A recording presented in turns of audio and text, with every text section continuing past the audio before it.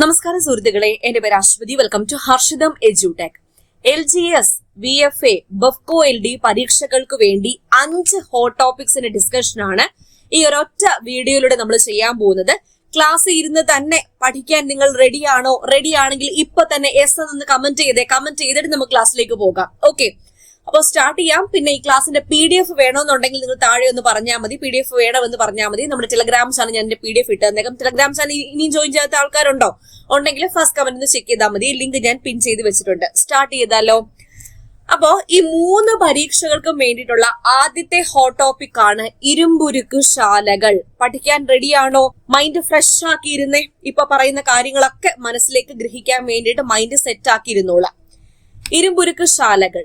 കർണാടകത്തിലെ 2 ഇരുമ്പുരുക്ക് ശാലകളാണ് ആദ്യം പറയാൻ പോകുന്നത്. വിജയനഗർ ഇരുമ്പുരുക്ക് ശാല സ്ഥിതി ചെയ്യുന്നത് എവിടെയാണ്? കർണാടക. അതുപോലെ വിശ്വേശ്വരയ്യ ഇരുമ്പുരുക്ക് ശാല സ്ഥിതി ചെയ്യുന്നതും കർണാടകയിലാണ്. 2 വാ വെച്ചിട്ടുള്ളത്. വിജയനഗർ, വിശ്വേശ്വരയ്യ. വിജയനഗർ, വിശ്വേശ്വരയ്യ എവിടെയാണ്? കർണാടക. എങ്ങനെ ഓർക്കാം? വികർണം എന്ന് ഓർത്താൽ മതി. വികർണം എന്ന് വെച്ചാൽ എന്താണ്? ഡയഗണൽ. ഒരു സ്ക്വയർ എടുത്തു, സ്ക്വയറിന്റെ വികർണം എന്നാൽ ഇങ്ങനെ വരയ്ക്കുന്നതല്ലേ ഡയഗണൽ അഥവാ വികർണം. അപ്പോ വികർണം എന്ന് ഓർത്താൽ വിജയനഗർ കർണാടക, വിശ്വേശ്വരയ്യ കർണാടക കിട്ടുമല്ലോ. വികർണം. അടുത്തത് ഭിലായി ഛത്തീസ്ഗഡ്. ഇത് ഓർക്കാൻ വേണ്ടിയിട്ട് RBC എന്ന കോഡ് നിങ്ങൾ ഓർത്താൽ മതി. അപ്പൊ RBC ഓർക്കുമ്പോൾ RBOJയും കൂടെ ഓർത്തോളൂ. RBOJ. RBC എന്താണ്? റഷ്യയുടെ സഹായത്തോടെ ഭിലായി ഛത്തീസ്ഗഡ്. റഷ്യയുടെ സഹായത്തോടെ നിലവിൽ വന്ന ഇരുമ്പുരുക്ക് ശാല ഭിലായി. ഏത് സംസ്ഥാനം? ഛത്തീസ്ഗഡ്. എന്താണ് RBOJ? റഷ്യയുടെ സഹായത്തോടെ ബൊക്കാറോ ജാർഖണ്ഡ്. ഇവിടെ കൊടുത്തേക്കുന്ന ബൊക്കാറോ ജാർഖണ്ഡില്ലേ, റഷ്യയുടെ സാങ്കേതിക സഹായത്തോടെ ബൊക്കാറോ ജാർഖണ്ഡ്. അപ്പൊ അതും കിട്ടിയല്ലോ. RBCയും RBOJയും. RBC എന്നാൽ Russia, Bhilai Chhattisgarh. RBOJ Russia, Bokaro Jharkhand. കിട്ടിയോ? അടുത്തത് റൂർക്കേല ഒഡീഷ. ജർമ്മനിയുടെ സാങ്കേതിക സഹായത്തോടെയാണ് റൂർക്കേല ഒഡീഷ. എങ്ങനെ ഓർക്കാം? റൂട്ട് ഒടിച്ചു എന്ന് ഓർത്താൽ മതി. റൂട്ട് ഒടിച്ചു. അപ്പൊ റൂർക്കേല ഒഡീഷ. കിട്ടിയോ?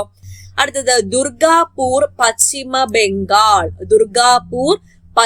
ബംഗാൾ. ആരുടെ സഹായത്തോടെയാണ്? വെസ്റ്റ് ബംഗാളിൽ ബ്രിട്ടന്റെ സഹായത്തോടെയാണ്. ബ്രിട്ടന്റെ സഹായത്തോടെ ദുർഗാപൂർ.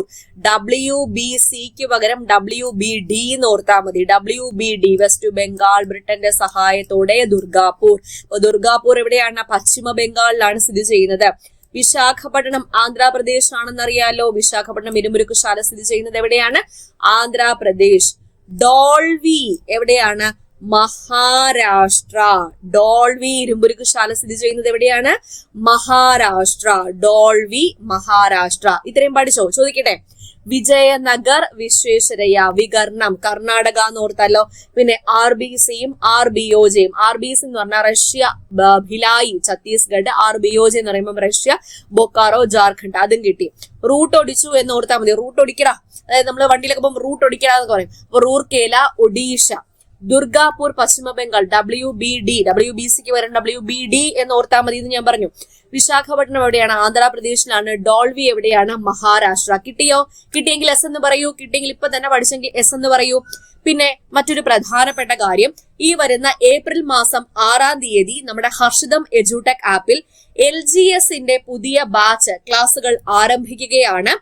ക്ലാസുകളും PDF നോട്ടും എല്ലാം ഉണ്ടായിരിക്കും. PDF നോട്ടിന്റെ പ്രത്യേകത പ്രിന്റ് എടുക്കാൻ പറ്റും. നിങ്ങൾക്ക് ആ നോട്ട് എല്ലാം പ്രിന്റ് എടുക്കാൻ പറ്റും. എഴുതി കഷ്ടപ്പെടേണ്ട ആവശ്യമില്ല. 2027 ഡിസംബർ വരെ വാലിഡിറ്റി ഉള്ള കോഴ്സാണ്. ഈ കോഴ്സിൽ എന്തൊക്കെയാണ് ഞാൻ നിങ്ങൾക്ക് നൽകാൻ പോകുന്നതെന്ന് പറയട്ടെ. ഫുൾ സിലബസ് കവറേജ് ആണ്. LGSന്റെ സിലബസ് എന്ന് പറയുമ്പോൾ GK, science, current affairs, maths, mentality ഇത്രയും കാര്യങ്ങളാണ് നിങ്ങൾക്ക് പഠിക്കേണ്ടതായിട്ടുള്ളത്. അപ്പോൾ full syllabus coverage including short current affairs, monthly current affairs, PSI previous questions with related facts, പഴയ SCRT, പുതിയ SCRT ചാപ്റ്റർ വൈസ് ആയിട്ട് ഉണ്ടായിരിക്കും. തിങ്കൾ മുതൽ വെള്ളി വരെയാണ് നിങ്ങൾക്ക് പഠിക്കാനുള്ള പോർഷൻസ് വരുന്നത്. ശനി ഞായറും ആ ഒരാഴ്ച തിങ്കൾ മുതൽ വെള്ളി വരെ നിങ്ങൾ പഠിച്ച കാര്യങ്ങളുടെ റിവിഷൻ ആയിരിക്കും, ഞായറാഴ്ച പരീക്ഷ. ആ ഒരു രീതിയിലാണ്.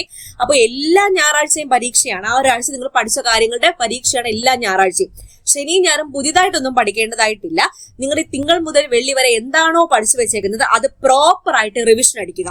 നിങ്ങൾക്ക് ഒരു ദിവസം 2 മണിക്കൂർ അല്ലെങ്കിൽ മാക്സിമം 2.5 മണിക്കൂർ മാത്രമേ പഠിക്കേണ്ടതായിട്ട് വരുന്നുള്ളൂ. അപ്പൊ ജോലിക്ക് പോകുന്ന ആൾക്കാരാണോ കൈവെക്കൂ, ജോലിക്ക് പോകുന്ന ഉദ്യോഗാർത്ഥിയാണോ, അല്ലെങ്കിൽ വീട്ടമ്മമാരാണോ, പഠനത്തിൽ ഗ്യാപ്പ് വന്ന ആളാണോ, സ്റ്റുഡന്റ് ആണോ, ബിഗിനർ ആണോ, ആരാണെങ്കിലും കുഴപ്പമില്ല. നിങ്ങൾക്ക് എല്ലാവർക്കും പറ്റുന്ന രീതിയിൽ ഞാൻ അറേഞ്ച് ചെയ്യുന്ന ബാച്ചാണ്. സ്റ്റഡി പ്ലാൻ അനുസരിച്ചാണ് ക്ലാസ് പോകുന്നത്. എങ്ങനെയെങ്കിലും പഠിപ്പിച്ചു പോവല്ല. എന്റെ മെന്റർഷിപ്പോട് കൂടി സ്റ്റഡി പ്ലാൻ അനുസരിച്ച് പോകുന്ന ബാച്ചാണ്.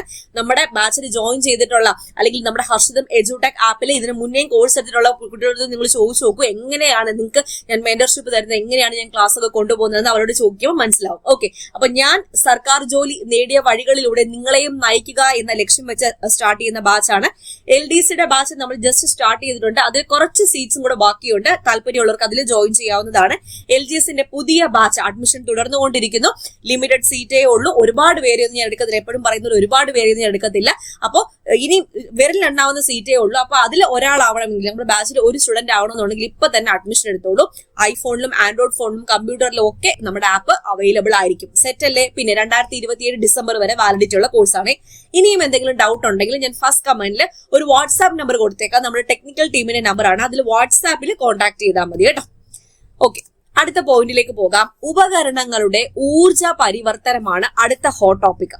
PSC നിരവധി തവണ ആവർത്തിച്ചിട്ടുള്ള കുറച്ച് ഉപകരണങ്ങളും അതിന്റെ ഊർജ പരിവർത്തനവുമാണ് ഇവിടെ കൊടുത്തിരിക്കുന്നത്. സോളാർ സെല്ലിൽ നടക്കുന്ന എനർജി കൺവേർഷൻ അല്ലെങ്കിൽ ഊർജ പരിവർത്തനം ഏതിൽ നിന്നും ഏതിലേക്ക്, അതാണ് ഉദ്ദേശിക്കുന്നത്. സോളാർ എന്ന് പറയുമ്പോൾ സൗരോർജമാണ്. സോളാർ എനർജിയെയാണ് വൈദ്യുതോർജമായിട്ട് കൺവേർട്ട് ചെയ്യുന്നത്. നിങ്ങളുടെ വീട്ടിലെ പലരുടെയും വീട്ടിലെ സോളാർ പാനൽ വെച്ചിട്ടുണ്ടായിരിക്കും അല്ലെ? സോളാർ എനർജി ഉപയോഗിക്കുന്ന ഒരുപാട് ആൾക്കാരുണ്ടായിരിക്കും. അതിലെന്താ ചെയ്യുന്നത്? സോളാർ എനർജിയെ വൈദ്യുത എനർജി അഥവാ ഇലക്ട്രിക്കൽ എനർജി ആയിട്ട് കൺവേർട്ട് ആണ് ചെയ്യുന്നത്. അപ്പൊ ഇവിടുത്തെ കൺവേർഷൻ കിട്ടിയല്ലോ. അടുത്തത് മോട്ടോറില് വൈദ്യുതോർജത്തിനെ യാന്ത്രികോർജമാക്കുകയാണ് ചെയ്യുന്നത്. വൈദ്യുതോർജത്തെ എന്താക്കുന്നു? മെക്കാനിക്കൽ എനർജി അല്ലെങ്കിൽ യാന്ത്രികോർജം. മോട്ടോർ കറങ്ങുക, അപ്പൊ വൈദ്യുതോർജം ഉപയോഗിച്ച് മോട്ടോർ കറങ്ങുന്നു. എന്താക്കി മാറ്റുന്നു? യാന്ത്രികോർജം അഥവാ മെക്കാനിക്കൽ എനർജി ആക്കി മാറ്റുന്നു.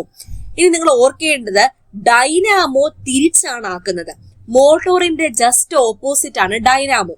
മോട്ടോർ വൈദ്യുതോർജത്തെ യാന്ത്രികോർജമാക്കുമെങ്കിൽ ഡൈനാമോ യാന്ത്രികോർജത്തെയാണ് എന്താക്കുന്നത്? വൈദ്യുതോർജം ആക്കുന്നത്. ഓക്കെ, കിട്ടിയല്ലോ. ഇനി ഇലക്ട്രിക് ഇസ്തിരിപ്പെട്ടി, ഇലക്ട്രിക് അയൺ ബോക്സിൽ നമ്മൾ കറണ്ട് ഇടുമ്പം അതിൽ ചൂട് വരും അല്ലെ? അപ്പൊ വൈദ്യുതോർജത്തെ എന്താക്കുന്നു? താപോർജം അഥവാ ഹീറ്റ് എനർജി ആയിട്ടാണ് കൺവേർട്ട് ചെയ്യുന്നത്. സ്റ്റോറേജ് സെല്ലിൽ എന്താ ചെയ്യുന്നത്? നമുക്ക് കറണ്ട് വേണം, അതിൽ നിന്ന് കറണ്ട് വേണം അല്ലെ? അപ്പൊ അതിനു വേണ്ടി അതിൽ സ്റ്റോർ ചെയ്ത് വെച്ചേക്കുന്ന കെമിക്കൽ എനർജി അഥവാ രാസോർജത്തെയാണ് വൈദ്യുതോർജമായി കൺവേർട്ട് ചെയ്യുന്നത്. രാസോർജത്തെയാണ് വൈദ്യുതോർജമായിട്ട് സ്റ്റോറേജ് സെല്ലിൽ കൺവേർട്ട് ചെയ്യുന്നത്. ഇനി ഗ്യാസ് സ്റ്റൗവിന് എന്താ ചെയ്യുന്നത്? രാസോർജത്തെ, അതിൽ സ്റ്റോർ ചെയ്ത് വെച്ചേക്കുന്ന രാസോർജത്തെ ചൂടായിട്ടും പിന്നെ ലൈറ്റ് പ്രകാശവും കാണാൻ പറ്റുമല്ലോ, പ്രകാശോർജവുമായിട്ടും കൺവേർട്ട് ആവും. താപോർജമായിട്ടും പ്രകാശോർജവുമായിട്ടും രാസോർജത്തെ ഗ്യാസ് സ്റ്റൗവില് കൺവേർട്ട് ചെയ്യുന്നുണ്ട്. കത്തുന്ന മെഴുകുതിരി, അതിലും സ്റ്റോർ ചെയ്ത് വെച്ചേക്കുന്നത് രാസോർജം അഥവാ കെമിക്കൽ എനർജിയാണ്. കത്തുമ്പോ പ്രകാശവും കിട്ടുന്നു, ചൂടും കിട്ടുന്നു. അപ്പൊ പ്രകാശോർജവും താപോർജവുമായിട്ടാണ് അവിടെ കൺവേർഷൻ നടക്കുന്നത്. ടെലിവിഷൻ കാണണമെങ്കിൽ കറണ്ട് വേണ്ടേ? അപ്പൊ നമ്മൾ സ്വിച്ച് ഓൺ ആക്കുന്നു, അപ്പൊ കറണ്ട് കിട്ടും, അതായത് വൈദ്യുതോർജം. എന്നിട്ട് ടെലിവിഷനിൽ കൂടി നമ്മൾ പിക്ചേഴ്സ് കാണാൻ പറ്റുമല്ലോ, അതായത് പ്രകാശോർജം എന്ന് ഓർത്താൽ മതി. പ്രകാശോർജം. സൗണ്ട് കേൾക്കാൻ പറ്റുമല്ലോ, ശബ്ദോർജം. പിന്നെ ചൂടും അനുഭവപ്പെടും, താപോർജം. ഓക്കെ, കിട്ടിയല്ലോ. ഈ പറഞ്ഞ എല്ലാ കാര്യവും കിട്ടിയല്ലോ. നമ്മുടെ ഡെയിലി ലൈഫുമായിട്ട് ഒന്ന് റിലേറ്റ് ചെയ്ത് ഒന്ന് ആലോചിച്ച് നോക്കി കഴിഞ്ഞാൽ കിട്ടും. ടെലിവിഷൻ ആകുമ്പോഴത്തേക്കും ഒന്ന് ആലോചിച്ച് നോക്കും. നമ്മൾ കറണ്ട് ഇടുന്നു, സ്വിച്ച് ഇടുന്നു, അപ്പോൾ വൈദ്യുതോർജമാണ്. അതിൽ നിന്ന് എന്തൊക്കെ കാണുന്നു? നമുക്ക് ലൈറ്റ് കാണാൻ പറ്റും, പ്രകാശോർജം കാണാൻ പറ്റും, സൗണ്ട് കേൾക്കാൻ പറ്റും, അതുപോലെ താപവും അനുഭവപ്പെടും, ചൂടും അനുഭവപ്പെടും, താപോർജം. ഓക്കെ, കിട്ടിയല്ലോ. ഞാൻ ഇതിന്റെ PDF തരുമ്പോൾ ഇതൊന്നെടുത്ത് റിവൈസ് ചെയ്താൽ മതിയെ. കിട്ടിയെന്ന് വിശ്വസിക്കുന്നു. അടുത്ത പ്രധാനപ്പെട്ട ടോപ്പിക്കാണ് ബംഗാൾ വിഭജനം. ബംഗാൾ വിഭജനത്തെ പറ്റി എപ്പോഴും മാറ്റിയും തിരിച്ചും ഒക്കെ ചോദിക്കാറുണ്ട്. അപ്പൊ ഞാൻ ഇതിനകത്ത് തന്നേക്കുന്നത് എപ്പോഴും റിപ്പീറ്റ് ചെയ്യുന്ന കുറച്ച് പോയിന്റ്സ് ആണ്. അപ്പൊ ബംഗാൾ വിഭജനം എന്ന് പറയുമ്പോൾ നിങ്ങൾക്ക് വേറെ മെറ്റീരിയൽ നിങ്ങളുടെ കയ്യിൽ റാങ്ക് ഫയൽ ഒക്കെ ഉണ്ടെങ്കിൽ അതുകൂടി ഒന്ന് റെഫർ ചെയ്യാം. ഈ തന്നിരിക്കുന്നത് PSC എപ്പോഴും നിരവധി തവണയായിട്ട് ചോദിക്കുന്ന, ഇപ്പൊ ജസ്റ്റ് വൺ വേർഡ് ആയിട്ട് ചോദിക്കുന്നതോ അല്ലെങ്കിൽ പ്രസ്താവനയിൽ ചോദിക്കുന്നതോ ഒക്കെയാണ് ഞാൻ ഇവിടെ തന്നേക്കുന്നത്. ബംഗാൾ വിഭജനം നടന്നത് എന്നാണ് 1905 ജൂലൈ മാസം 20. ബംഗാൾ വിഭജനം നിലവിൽ വന്ന ഡേറ്റ് ചോദിച്ചാൽ ആ ഡേറ്റ് വളരെ പ്രധാനപ്പെട്ടത് 1905 ഒക്ടോബർ മാസം 16. ഒക്ടോബർ മാസം 16 1905 രണ്ടായിട്ട് ഡിവൈഡായി. 1905 എന്തായി? രണ്ടായിട്ട് ഡിവൈഡായി. 10ന്റെ പാതി 5, അപ്പൊ രണ്ടായിട്ട് ഡിവൈഡായി വർഷമാണ് 1905 എന്ന് ഓർക്കുക. 1905 ഒക്ടോബർ മാസം 16 ബംഗാൾ വിഭജനം നിലവിൽ വന്നത്. നിലവിൽ വന്ന ഡേറ്റ് എന്നാ? ഒക്ടോബർ 16. റദ്ദ് ചെയ്ത വർഷം കൂടി ഓർക്കൂ. 6 വർഷത്തിനിപ്പുറം 1911 റദ്ദ് ചെയ്തത്. അപ്പൊ 3 ഡേറ്റ് നിങ്ങൾക്ക് കിട്ടിയോ? 1905 ജൂലൈ മാസം 20 ബംഗാൾ വിഭജനം നടന്നു. 1905 ഒക്ടോബർ മാസം 16 ബംഗാൾ വിഭജനം നിലവിൽ വന്നു. റദ്ദ് ചെയ്തത് 1911. ഇനി ഇത് നടത്തിയ വൈസ്രോയിമാരുടെ പേരാണ് നമ്മൾ നോക്കാൻ പോകുന്നത്. ബംഗാൾ വിഭജനം നടന്നത് 1905 ജൂലൈ 20. നടത്തിയതാര്? കഴ്സൺ പ്രഭു. നിലവിൽ വന്നത് 1905 ഒക്ടോബർ 16. നിലവിൽ വന്നപ്പോൾ ആര്? Minto second. റദ്ദ് ചെയ്തത് 1911. റദ്ദ് ചെയ്തപ്പോൾ വൈസ്രോയി ആരായിരുന്നു? Hardinge second. 3 പേരാ. 3 ഡേറ്റ്, 3 ആൾക്കാര്. കഴ്സൺ, മിന്റോ സെക്കൻഡ്, ഹാർഡിഞ്ച് പ്രഭു second. Curzon, Minto second, Hardinge പ്രഭു സെക്കൻഡ്. കിട്ടിയോ? ഇപ്പൊ തന്നെ പഠിച്ചോ? ഒരു ഡൗട്ടും ഇല്ലല്ലോ. അപ്പൊ 3 ടോപ്പിക് നമ്മളിവിടെ കവർ ചെയ്ത്. ഏതൊക്കെയാ കവർ ചെയ്ത് പറഞ്ഞേ? ഇരുമ്പുരുക്ക് വ്യവസായശാല കവർ ചെയ്തു, വിവിധ ഉപകരണങ്ങളിൽ നടക്കുന്ന ഊർജ പരിവർത്തനം കവർ ചെയ്തു, ബംഗാൾ വിഭജനം കവർ ചെയ്തു. അടുത്തയിലേക്ക് പൊക്കോട്ടെ. ഓക്കെ, അപ്പൊ നമ്മുടെ LGS ബാച്ചിന്റെ കാര്യം മറന്നു പോരുതേ. അടുത്ത ടോപ്പിക് പഞ്ചവത്സര പദ്ധതികളാണ്. മെയിൻസിലേക്ക് പോകുമ്പോൾ പ്രധാനപ്പെട്ട ഒരു ടോപ്പിക്കാണ് പഞ്ചവത്സര പദ്ധതികൾ. 12 പഞ്ചവത്സര പദ്ധതികളും അതിന്റെ കാലയളവും അത് ലക്ഷ്യം വെച്ചത് എന്താണ്, എന്തിന്റെ വികസനമാണ് ലക്ഷ്യം വെച്ചത്, അതാണ് പറയാൻ പോകുന്നത്. സെറ്റ് അല്ലേ? ഓൾറെഡി അറിയായിരിക്കും, ഒരു റിവിഷൻ ആയിട്ട് എടുത്തോളൂ. 1-ാം പഞ്ചവത്സര പദ്ധതി കാലയളവ് 1951-56 കാർഷിക മേഖലയുടെ സമഗ്ര വികസനമായിരുന്നു ലക്ഷ്യം വെച്ചത്. 2-ാം പഞ്ചവത്സര പദ്ധതി 56-61. ആദ്യത്തെ കുറച്ചെണ്ണം 5-5 കൂട്ടി തന്നെയാണ് പോകുന്നത്. വ്യാവസായിക വികസനമാണ് ലക്ഷ്യം വെച്ചത്. എല്ലാവർക്കും അറിയാം. ആദ്യത്തെ കൃഷി, രണ്ടാമത്തത് വ്യവസായം, മൂന്നാമത്തത് 61-66. മൂന്നാമത്തത് അധികം ശ്രദ്ധിക്കാതെ പോകുന്നതാണ്, എന്നാലും പഠിക്കുക. ഭക്ഷ്യ സ്വയം പര്യാപ്തത, സന്നദ്ധ വ്യവസായങ്ങളുടെ സ്വയം പര്യാപ്തതയാണ് ലക്ഷ്യം വെച്ചത്. അടുത്തതൊരു ഗ്യാപ്പ് വന്നു, 66-69. അത് മാറ്റി നിർത്തു. അടുത്ത 5 വർഷം നോക്കൂ, 69-74. സ്ഥിരതയോടുകൂടിയ വളർച്ച, സ്വാശ്രയത്വം എന്നിവയാണ് ലക്ഷ്യം വെച്ചത്. ഇനി അടുത്തത് 74-79 ദാരിദ്ര്യ നിർമാർജനം. 5-ാം പഞ്ചവത്സര പദ്ധതി 5 ദാരിദ്ര്യം 5 ഗരീബി ഹട്ടാവോ. 5-ാം പഞ്ചവത്സര പദ്ധതി 74-79. അടുത്തത് 80-85 6-ാം പഞ്ചവത്സര പദ്ധതി. 80-85 കാർഷിക വ്യാവസായിക മേഖലയുടെ അടിസ്ഥാന സൗകര്യം മെച്ചപ്പെടുത്തലായിരുന്നു ലക്ഷ്യം വെച്ചത്. അപ്പൊ 6 പദ്ധതികൾ: 1 കൃഷി, 2 വ്യവസായം, 3 ഭക്ഷ്യം, 4 സ്ഥിരതയോടുകൂടിയ വളർച്ച, 5 ദാരിദ്ര്യം, 6 കാർഷിക വ്യവസായം. രണ്ടും കൂടി ചേർന്ന കൃഷിയുടെയും വ്യവസായ മേഖലയുടെയും അടിസ്ഥാന സൗകര്യം മെച്ചപ്പെടുത്തൽ. 7-85-90 ആണ്. അത് പ്രധാനപ്പെട്ടതാണ്. ആധുനികവൽക്കരണം, തൊഴിലവസര വർധനവ് 7-ാം പഞ്ചവത്സര പദ്ധതി. അടുത്തൊരു 2 വർഷം ഗ്യാപ്പ് വന്നു. പിന്നെ 92-ലാണ് വന്നത്. 92-97 മാനവശേഷി വികസനമാണ് ഇമ്പോർട്ടന്റ്. 8-ാം പഞ്ചവത്സര പദ്ധതി മാനവശേഷി, ഹ്യൂമൻ റിസോഴ്സ് ഡെവലപ്മെന്റ് ആണ്. മാനവശേഷി വികസനം. 97-2002 ഇമ്പോർട്ടന്റ് ചോദിച്ചിട്ടുണ്ട്. 9-ാം പഞ്ചവത്സര പദ്ധതി ഗ്രാമീണ വികസനവും വികേന്ദ്രീകൃത ആസൂത്രണം, ഡീസെൻട്രലൈസേഷൻ ആണ്. ഗ്രാമീണ വികസനവും വികേന്ദ്രീകൃത ആസൂത്രണം. വർഷം 97-2002. എഗെയിൻ 2002, 2007 5 വർഷം പോകുന്നു. മൂലധന നിക്ഷേപം വർദ്ധിപ്പിക്കുക. 2007, 2012 മുഴുവൻ ജനവിഭാഗങ്ങളുടെയും സമഗ്ര വികസനം. 2012-17 എപ്പോഴും ചോദിക്കാറുണ്ട്. സുസ്ഥിര വികസനം 12ാം പഞ്ചവത്സര പദ്ധതി 2012. 12ാം പഞ്ചവത്സര പദ്ധതി 2012. 12-17 കാലഘട്ടം സുസ്ഥിര വികസനം. ഓക്കെ, അപ്പൊ ഇത്രയാണ് 12 പഞ്ചവത്സര പദ്ധതികൾ.